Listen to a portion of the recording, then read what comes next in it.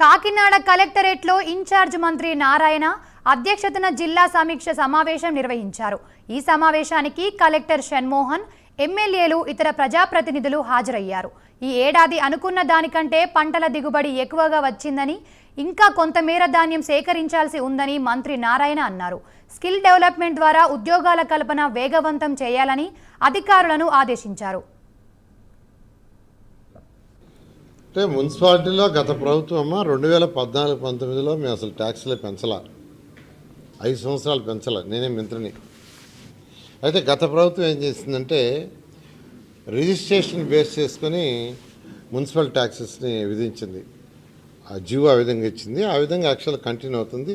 దాన్ని ఏం చేయాలి, ఎలా చేయాలని ముఖ్యమంత్రి గారితో మాట్లాడుతున్నాం. మాట్లాడి ఒక డెసిషన్ తీసుకొని ముందుకు పోవటం జరుగుతుంది.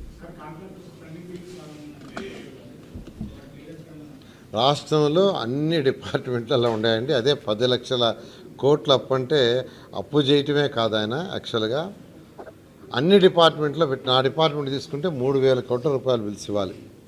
నా మున్సిపల్ శాఖకు సంబంధించి 3,000 కోట్ల రూపాయలు. ఏది పెద్ద పెద్దవి కాదు, ఒక్క టిట్కో హౌసెస్లోనే 3,000 ఇవ్వాలి. టిట్కో హౌస్లోనే కాంట్రాక్టులు 3,000. అమరావతి రాజధానిలో వాళ్ళకి 1,000 కోట్లు ఇవ్వాల్సి ఉంటే మన ఈ మధ్య ఇచ్చాం. అవి కాకుండా చిన్న చిన్నవి మున్సిపాలిటీస్లో వాటిలో దాదాపు 3,000 కోట్ల పైన ఒక్క డిపార్ట్మెంటే ఉంది. అయితే ఈరోజు ఆర్థిక పరిస్థితి అధ్వానం చేసి వెళ్ళిపోయాడు కాబట్టి ముఖ్యమంత్రి గారు 1 by 1గా మొన్న ఈ మధ్య 10 లక్షల లోపల ఉన్న బిల్లుని మన జనవరిలో ఇచ్చారు. జనవరి సంక్రాంతి ముందు ఇచ్చారు. ఆ విధంగా యాక్చువల్గా 1 by 1 చేస్తూ ఎవరికైతే కాంట్రాక్టులు గతంలో 2014-19లో చేసిన వాళ్ళకి ఇవ్వాలి, 19 నుంచి మన 24 దాకా చేసిన వాళ్ళకి ఇవ్వాలి. వీటిని 1 by 1 ఇచ్చుకుంటూ వస్తున్నారు. వీలైన తొందరలో అందరికి క్లియర్ చేయడం జరుగుతుంది. Thank you.